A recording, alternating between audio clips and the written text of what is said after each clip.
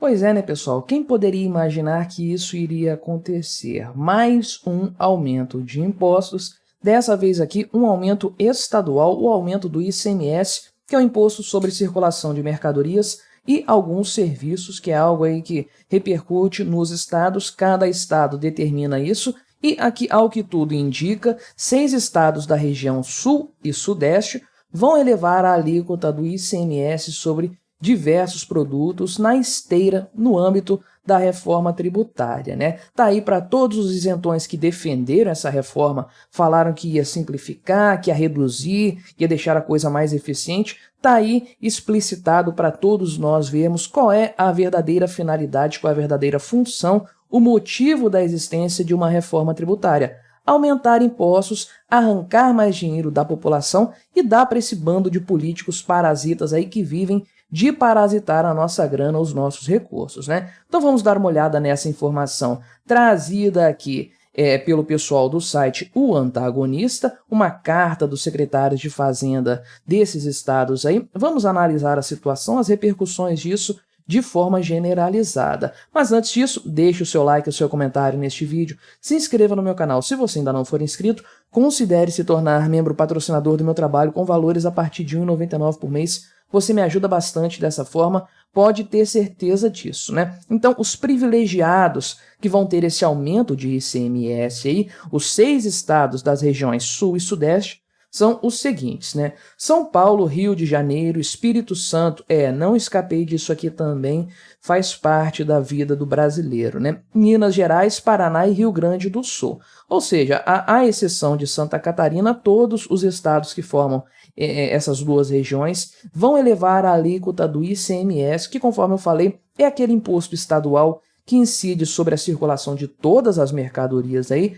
e também de alguns serviços, né? No caso, serviços de comunicação e de fornecimento de energia elétrica. Então, foi publicada uma carta aqui pelo pessoal da Secretaria da Fazenda desses estados aí. A carta está aqui no site do Portal da Fazenda de São Paulo, mas está assinado por todos esses senhores parasitas secretários da Fazenda aqui, de todos os estados citados, conforme você pode ver aí na tela. Mas a gente olha aqui no site do Antagonista mesmo, né, para a gente ter os detalhes mais específicos, mais importantes nesse sentido. Então, o que eles falam aqui é o seguinte, né, que os estados e municípios estão sendo prejudicados nessa reforma tributária. E isso é sim um ponto, é um dos grandes problemas, inclusive, né?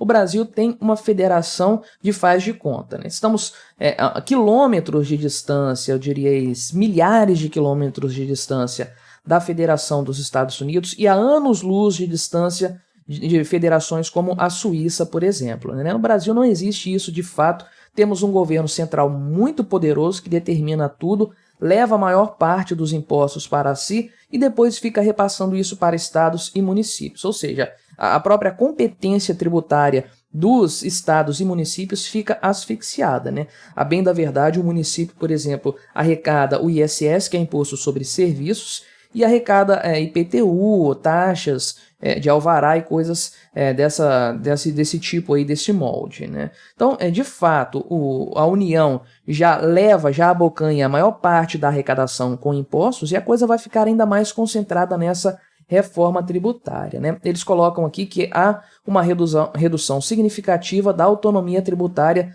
dos estados e municípios brasileiros aí, e foi consagrado nessa reforma tributária aí um mecanismo de distribuição do produto arrecadado com o novo Imposto sobre Bens e Serviços, que é o IBS aqui, que vem induzindo os estados ao movimento generalizado de elevação das atuais alíquotas do ICMS, né? Então, o que eles estão querendo dizer aqui é que haverá um novo ICMS, aí, que vai ser o IBS, que é o tal do IVA para estados e municípios, né? O pessoal começou essa história toda falando que iria simplificar, criar apenas um imposto, que seria o Imposto de Valor Agregado, o IVA, que ia juntar tudo em si ali. Depois fracionaram, criaram 2 IVAs, né? Sendo que esse segundo, que é para estados e municípios, vai ser o IBS, Impostos sobre bens e serviços. Então a reforma tributária prevê uma descontinuação escalonada dos impostos atuais ao longo de muito tempo. A coisa vai durar 10 anos, né, de acordo com o que está previsto aí.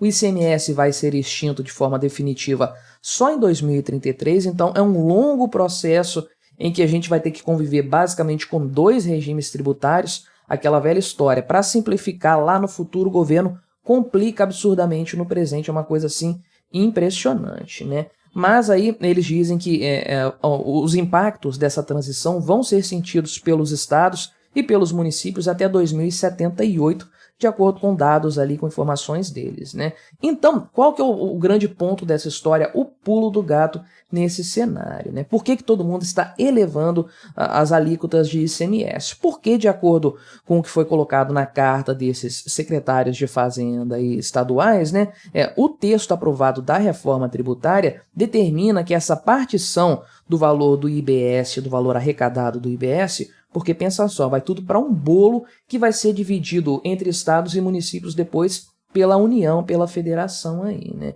Ainda que de forma decrescente nos 50 primeiros anos da vigência do novo imposto aí, ou seja, realmente a coisa vai demorar muito para acontecer, vai ter um período de transição enorme, só que isso vai levar em conta, aí que está o pulo do gato, né? A média de cada ente federativo com ICMS entre 2024 e 2028, ou seja, quanto mais o Estado arrecadar com ICMS nesses 4 anos, mais ele vai arrecadar durante esse período aí de transição que vai até 2078, período de 50 anos.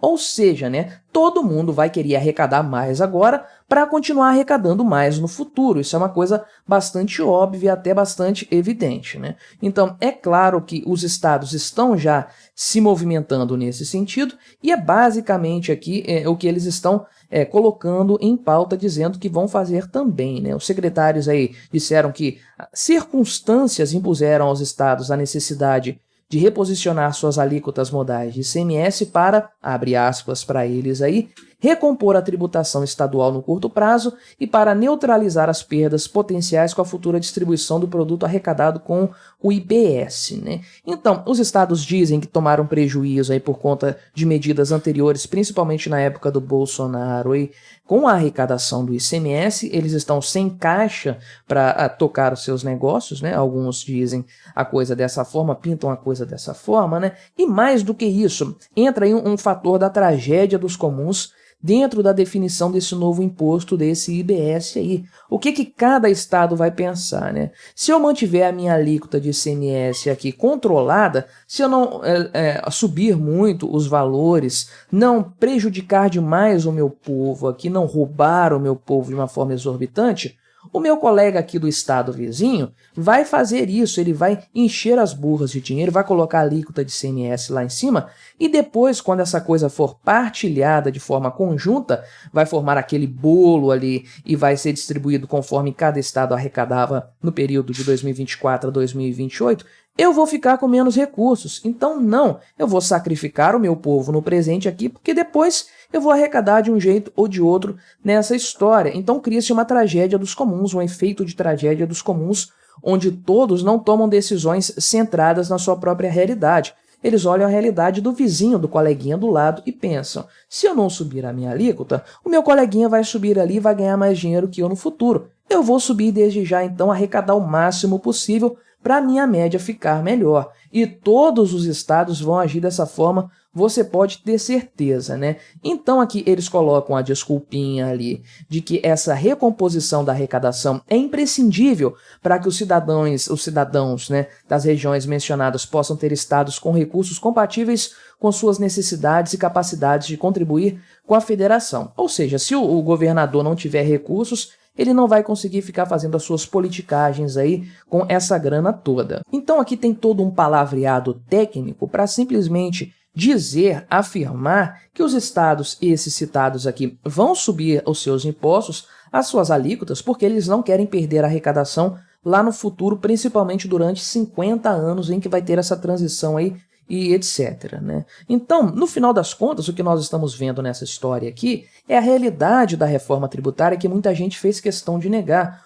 um monte de gente comemorando isso, né, senhor João Amoedo? Né, povinho do MBL, vocês comemorando a reforma tributária? Porque é necessária, temos um manicômio tributário no Brasil, ninguém entende nada, ninguém sabe como a coisa funciona, é extremamente complicado pagar impostos no Brasil.